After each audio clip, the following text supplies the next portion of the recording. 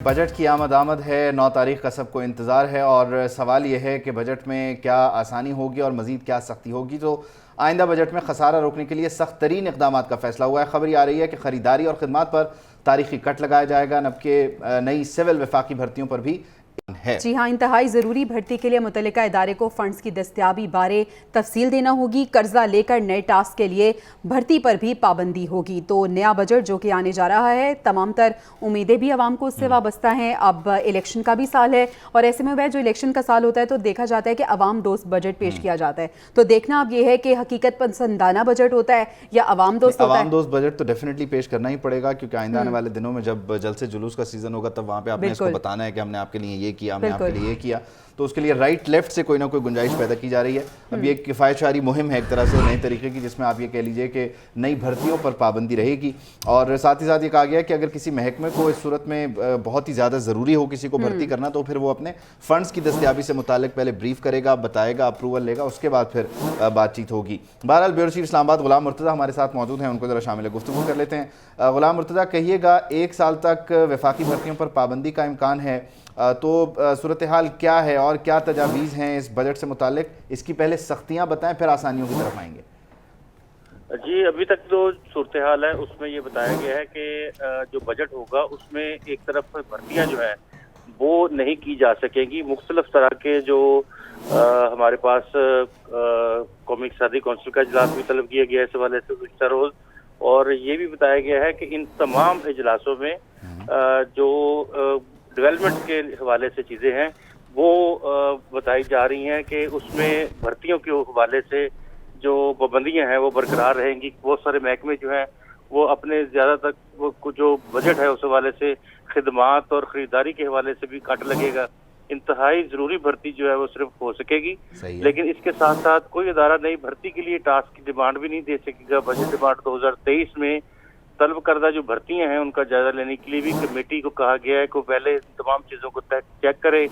कर्जा लेकर भी कोई टास्क के लिए भर्ती नहीं होगी, यानी अगर फंड होंगे तो ही भर्ती होगी, कर्जे की सूरत में कोई भर्ती नहीं होगी। गुलाम मुर्तज़ा, आपको रोकना होगा। पाकिस्तान के और मुहाफ़िज़ पाकिस्तान के दफ्तरों को आग लगाई गई। ये एजेंडा जो है ये ख्वाहिश की तोड़ फोड़ किया गया। जो फ़ौज पाकिस्तान के और मुहाफ़िज़ पाकिस्तान के दफ्तरों को आग लगाई गई। ये एजेंडा जो है ये ख्वाहिश किसकी है? ये तो हिंदुस्तान की ख्वाहिश है कि हमारी फ़ौज जो है वो शिकस्त खा जाए, अवाम के साथ हमारी नफरत हो जाए फ़ौज की। मैं उस वाक़े को सोच की मजम्मत कर रहा हूँ। 9 मई को वाक़यात हुए, आज मजम्मत कर रहे। इतने अरसे में आप कहा थे, क्या अभी कहीं उनकी तरफ से हुक्म है या फिर जहांगीर तरीके का जहाज दे गया? नहीं, जहांगीर साहब तो जहाज का नहीं पता, लेकिन हम पिछली दफ़ा मुझसे गलती हुई थी जब मैं PTI में शामिल हुआ खान साहब के ऑफ़र पे, तो मैंने अपने हलके के लोगों से मुशावरत नहीं की थी। उसका नतीजा ये निकला कि मैं बहुत सारे वोटों से इलेक्शन हार गया। मैं 7-8 दिन से मुसलसल अपने जो साथी थे, जो दोस्त थे, जो मेरे मेहरबान हैं, मेरे मोहसिन हैं, मैं उनसे मुसलसल इस बारे में इतने दिन तक मशवरा करता। सर 26 दिन गुजर गए, आप 8 दिन की बात करें। 26 दिन 8 दिन तो नहीं, मैं तो 26 दिन के कह रहा हूँ कि मैं पहले दिन से इतना बड़ा मेरा हल्का है। 10 लाख लोग हैं, 10 और 5 15 लाख लोग हैं मेरे हल्के के। 15 लाख लोगों में एक दिन में तो नहीं मुशावरत हो सकती।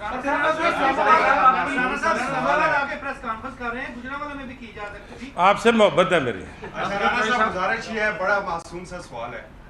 राना साहब, आप माशाल्लाह मियां साहब के आपका शुमार 5 प्यारों में होता था और 2018 में आप चकवाल के प्यारे हो गए थे, तो आप किसके प्यारे होने जा रहे हैं? आप चकवाल में क्या है, मुझे तो इमरान खान साहब ने दावत दी थी। तो रहनुमा PTI राना नज़ीर की न्यूज़ कॉन्फ्रेंस आप सुन रहे थे। उन्होंने भी तहरीक इंसाफ को छोड़ने का ऐलान किया है। आपको बताएं कि उन्होंने 9 मई के वाक़यात की मज़म्मत की है। गो के सहाफ़ियों की जानिब से उनसे सवाल किया गया कि बहुत देर कर दिया आपने, लेकिन खैर उन्होंने आज पार्टी छोड़ दी है। दीगर अरकान के साथ 26 दिन की देर हुई है, लेकिन बहरहाल जैसे जैसे जिसको एहसास हो रहा है वैसे वैसे वो आकर मजम्मत करते हुए इन वाक़यात से तहरीक इंसाफ से राहें जुदा कराई, उसका हक है, उसका सियासी फैसला। एक बड़ी इंपॉर्टेंट बात है, कहते हैं मैंने जब 2018 में तहरीक इंसाफ ज्वाइन की तो अपने हल्के के लोगों से मशवरा नहीं किया, ज्वाइन कर ली और फिर मुझे मार पड़ी। अब पता नहीं किससे मशवरा, और कह रहे हैं कि अब मैं जरा उनसे मशवरा कर रहा हूँ, और इतने दिन शायद मशवरा करते हुए लगे। खैर आगे बढ़ते हैं। 15 लाख लोग बताए ना उन्होंने अपने हल्के में, 26 दिन निकल ही जाते हैं। वज़ीर आज़म शहबाज शरीफ का जिक्र करते हैं, उनकी जानिब से ट्वीट किया गया है। वो कह रहे हैं कि इमरान न्याजी दानिस्ता तौर पर गलत बयानी से गुमराह कर रहे हैं। 9 मई वाक़यात को इंसानी हुकूक की पामाली के जाविये से पेश करना बैरूनी तज्ज़ियाकारों को धोखा देने के मुतरादिफ है। 9 मई को PTI का हमला नापाक अज़ाइम पर मबनी था।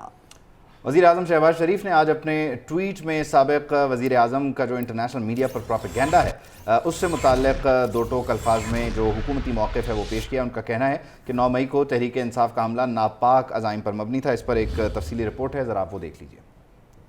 PDM के सरबराह मौलाना फजल रहमान ने यह भी कहा है कि महंगाई पर परेशानी सिर्फ ये है कि मुल्क की मईशत इस हद तक गिर चुकी है कि नई हुकूमत इसे उठा नहीं सकेगी। आवाम समझ रहे हैं कि मुल्क को दलदल की तरफ किसने धकेला। उन्होंने कहा कि PDM इंतखाबी इत्तेहाद नहीं है, इलाकाई सतह पर एडजस्टमेंट भी कर सकते हैं। उन्होंने कहा कि हम अदलिया के खैर ख्वाह हैं, अगर इस इदारे की कारकर्दगी पर सवाल उठता है तो इस पर बात होती है। अदलिया ने जानिबदारी का मुजाहरा किया तो फिर हमें अवामी अदालत में जाना पड़ा। तो मौलाना फजल रहमान ने आज मुल्क की मईशत से मुतालिक भी ये कहा कि जो सूरत हाल है उसको देख कर ये लगता है कि आइंदा आने वाली हुकूमत इसे संभाल नहीं पाएगी, और साथ ही साथ उन्होंने कहा कि मुज़ाकरात तहरीक इंसाफ से किसी सूरत हो नहीं सकते। दूसरी जानिब ये बड़ा वाज़ेह हो गया है, अब PDM के सरबराह की तरफ से ये बयान आ गया है कि PDM जो है वो इंतखाबी इत्तेहाद हरगिज़ नहीं है, अलबत्ता सीट टू सीट ये वेरी कर सकता है। कोई एडजस्टमेंट अगर जो पार्टीज़ हैं वो आपस में करना चाहें तो ये गेम बड़ा इंटरेस्टिंग होगा कि सारे इत्तेहादी जब इलेक्शन कैंपेन में जाएंगे तो उन जलसों का इंतजार करना है जहाँ एक दूसरे के खिलाफ बातचीत शुरू करेंगे, तो खेल का असल मजा वहाँ से आएगा, इसका इंतजार करना होगा। मौलाना फजल रहमान ने आज वाज़े तौर पे इस चीज़ का ऐलान कर दिया। उनसे जब सहाफ़ी ने सवाल किया कि शहबाज शरीफ तो मुज़ाकरात के हमेशा हामी रहे हैं लेकिन मरियम नवाज़ ने इसकी मजम्मत की, आप क्या कहेंगे? तो उन्होंने कहा कि PDM का मैं सरबराह हूँ और मैं भी किसी किस्म के मुज़ाकरात, वो तो पहले भी मुखालफत करते हैं। असद उमर की जरा बात कर लेते हैं। उनसे आज सहाफ़ियों ने पूछा है कि आपके कोई राब्ते हैं फवाद चौधरी से, जहांगीर तरीन से? तो अदालत जाते हुए उन्होंने राहदारी में जो गैर रस्मी गुफ्तगू की उसमें कहा कि जहांगीर तरीन से कोई राब्ता नहीं है, फवाद से जरा मेरी ऑन एंड ऑफ बातचीत हो जाती है। ऐसे ही है। उन्होंने कहा है कि फैसल वावडा के लिए काम करते हैं, मुझे इसका बिल्कुल इल्म नहीं है। हाई कोर्ट, कभी सेशन अदालत, कभी इंसदादे दहशतगर्दी कोर्ट में पेश आ रहा हूँ, मुझे तो सिर्फ इस चीज़ का पता है क्योंकि रोज़ाना अदालतों के चक्कर लगा रहा हूँ, मेरे पे यही दबाव है। उन्होंने कहा कि आप वो सुन लेते हैं। शायद जहांगीर तरीन के साथ आप शामिल होंगे पार्टी में? जहांगीर तरीन साहब से मेरा क्या ताल्लुक? कोई रब्ता किया उन्होंने आपसे अभी तक? कुछ भी? फवाद चौधरी साहब ने रब्ता किया आपसे? चौधरी साहब वक्तन फवक्तन आपसे मेरा। तो आपने पार्टी में एस्टैब्लिशमेंट के कहने पर छोड़ा? पुराने सवाल, नया सवाल है। नहीं फिर भी ना, कोई पुराने सवाल का जवाब नहीं, एक सवाल का एक दफा जवाब, बल्कि मुतअद्दिद बार जवाब। ये तो प्रेस कॉन्फ्रेंस में इसका जवाब हो चुका था। नहीं, लेकिन अभी कोई दबाव है? बाकी दबाव ये है कि रोज अदालत में खड़े होते हैं, कभी सेशन कोर्ट इस्लामाबाद, कभी दहशतगर्दी कोर्ट इस्लामाबाद, कभी हाई कोर्ट इस्लामाबाद, कभी दहशतगर्दी कोर्ट लाहौर, यही चक्कर लगाते हैं। मेरे ख्याल में मुझे अडियाला से आए हुए कितने हुए होंगे दिन, वर्किंग डेज जो है 7-8 हुए होंगे। तो मेरे ख्याल में 8 से ज्यादा अदालतों के मैं चक्कर लगा चुका हूँ। ये फैसल वाडा साहब किसके लिए काम कर रहे हैं? नो आइडिया, फैसल वाडा को पता होगा। पेशकश धमकियां भी देते हैं PDM के लोगों को, जमात को भी, तो किसके बिहाफ पे वो कर रहे हैं? फैसल बताएगा यार, इसको मैं क्या बता सकता हूँ। असद उमर की गुफ्तगू आप सुन चुके हैं, वो कहते हैं कि फैसल वावडा का पता नहीं है वो किसके लिए काम कर रहे हैं, बड़े इंटेलिजेंटली उन्होंने जवाब दिए हैं। सहाफ़ी के बड़े जो सवाल कर रहे थे वो। लेकिन उबैद, एक जानिब हम देख रहे हैं कि पाकिस्तान तहरीक इंसाफ को जो छोड़ के जाने वाले हैं उनकी लंबी कतार लगी है, और दूसरी जानिब साबिक स्पीकर असद कैसर ये कह रहे हैं कि वो PTI का हिस्सा है। ये मौजूदा हालात में पहले शख्स हैं जो ऑन रिकॉर्ड बबांगे दौल ये कह रहे हैं कि मैं PTI का हिस्सा हूं। बिल्कुल ऐसा, बाकी कोई नहीं कह रहा। बिल्कुल ऐसा ही क्या कह रहे हैं वो? वैसे वो ये कह रहे हैं कि चेयरमैन PTI से उनका राब्ता है, उनकी जमात संजीदा मुज़ाकरात के लिए भी मुकम्मल तौर पे तैयार है। ये भी उन्होंने कहा है कि इस वक्त मुल्क में जो हालात हैं इसमें क्या मुज़ाकरात हो सकते हैं। यकीनी तौर पर ये उसी तरह है कि जहां एक तरफ मुज़ाकराती कमेटी बनाई गई और फिर कहा गया कि हम हकीकी जो ताकतवर हल्के हैं उनके साथ बात करेंगे। इसी तरह अब ये कहते हैं कि मुज़ाकरात हम चाहते हैं संजीदा, लेकिन ऐसी सूरत हाल में मुज़ाकरात करें किससे? तो असद कैसर साहब को भी सुन लें, वो क्या कह रहे थे आज। जो है ना आज जहांगीर तरीन से कोई रब्ता हुआ? आपसे तो रब्ता नहीं कर रहे।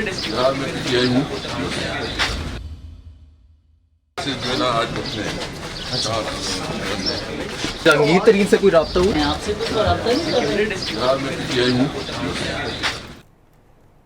जहांगीर तरीन से रब्ता नहीं है, उनका अपनी जमात के कायद से अलबत्ता रब्ता है। इंसाफ की एक इंतहाई अहम विकेट गिरी है और वो ये है कि जनाब साबिक़ वफाकी वज़ीर चौधरी नौरेज़ शकूर भी आज सियासत छोड़ने का ऐलान कर ही चुके हैं। जी हाँ, एक वीडियो पैगाम उन्होंने जारी किया है और अपने पैगाम में उन्होंने कहा है कि 13 साल पहले पीटीआई ज्वाइन की और ये सोचा भी नहीं था कि मुल्क तरक्की करेगा और इस तरह के वाक़यात। उन्होंने सोचा था कि मुल्क तरक्की करेगा, अब वो ये सोचते हैं, वो अब कुछ और सोचते हैं। वो अब कुछ और सोचते हैं। वो कह रहे हैं कि ये नहीं सोचा था कि तरक्की तो करेगा लेकिन इस तरह के जो वाक़यात हैं वो रूनुमा होंगे। उन्होंने वीडियो पैगाम में कहा क्या, वो सुन लेते हैं।